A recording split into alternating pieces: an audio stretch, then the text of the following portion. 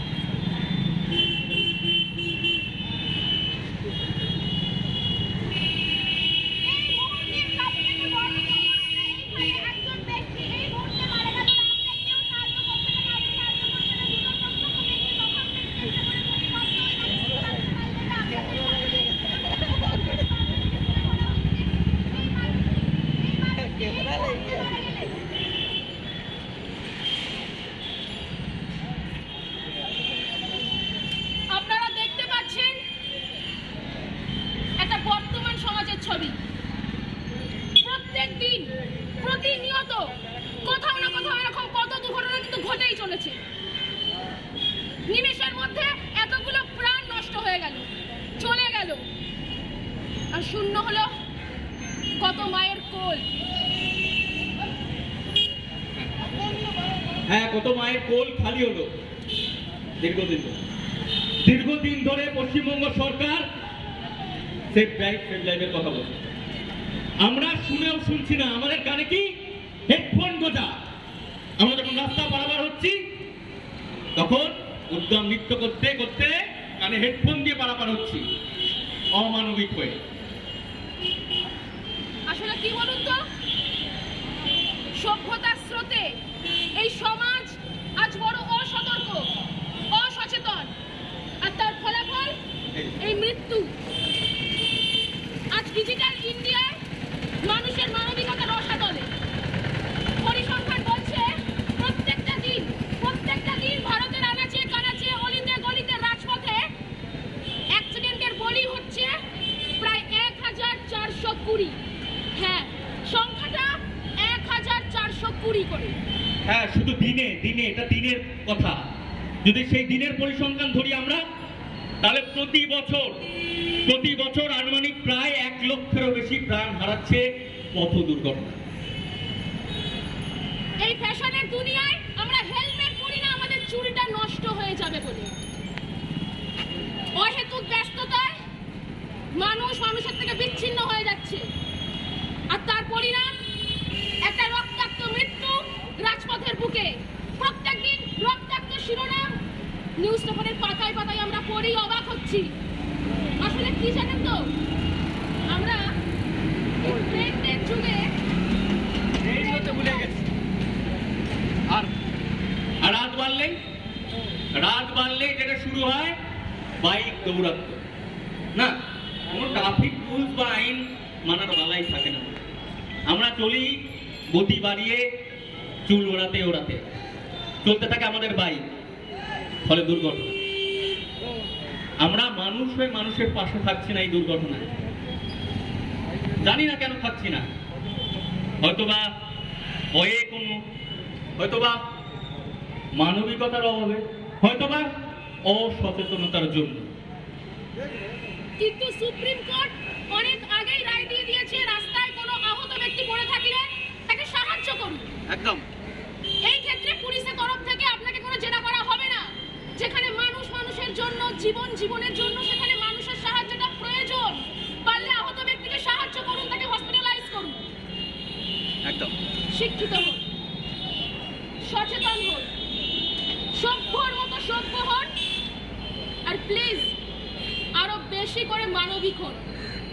একদম, আরো বেশি করে মানবিক হন, শিক্ষিত হন। আমরা বারংবার এই কথা বলে যাচ্ছি, শিক্ষিত হন, মানবিক হন। আমরা অমানবিক হয়ে যাচ্ছি। আমাদের এখানে পুলিশ কর্মীরা রয়েছে, প্রতিটি জায়গায় যে পুলিশ কর্মীরা আমাদের দাদারা রয়েছে, তারা 24x7 আওয়ার তাদের সার্ভিস দিয়ে যাচ্ছে, খাওয়া দাওয়া ঘুম সব বাদ দিয়ে। আর আমরা সেই অসচেতনই হয়ে থাকছি। 150 কোটির দেশ, আপনারা বলুন তো, এই 150 কোটির দেশে আমাদের পুলিশ দাদা ভাইরা কত মানুষের কাছে পৌঁছাবে? কত মানুষকে ধরে ধরে বলবে না আপনারা হেলমেটটা পরুন, আপনারা সচেতন হন? সম্ভব নয়। আমরা সচেতন হচ্ছি না, আমরা মানবিক হচ্ছি না। আর সাংবাদিকতা চলছে, খবর এর প্রহসন চলছে, আসলে প্রকৃত সাংবাদিকতা হচ্ছে না। আসুন মানবিক হই, সচেতন হই, শিক্ষিত হই। আমরা পাবলিসিটির আলো থেকে, মোড়ক থেকে বেরোই, আমরা আরো বেশি মানুষের কাছাকাছি আসি, আমরা শিক্ষিত হই, আমরা ভয় কাটাই। আজ এই মঞ্চ থেকে আমরা হাতে হাত রেখে শপথ করি। হ্যাঁ, আসুন আমরা সকলে শিক্ষিত হই, মানবিক হই। আসুন সকলে, আসুন আপনারা, আসুন হাতে হাত ধরুন, আসুন আপনারা সকলে, আসুন সবাই আসুন। আমরা এখান দিয়ে শপথ গ্রহণ করি, এই মঞ্চ থেকে শপথ গ্রহণ করুন। আমরা একটু সচেতন হই, একটু শিক্ষিত হই, কারণ আমাদের প্রাণ, আমরা মরে গেলে পাড়াপড়শি কাঁদবে না, আপনার বাড়ির লোকটি কাঁদবে।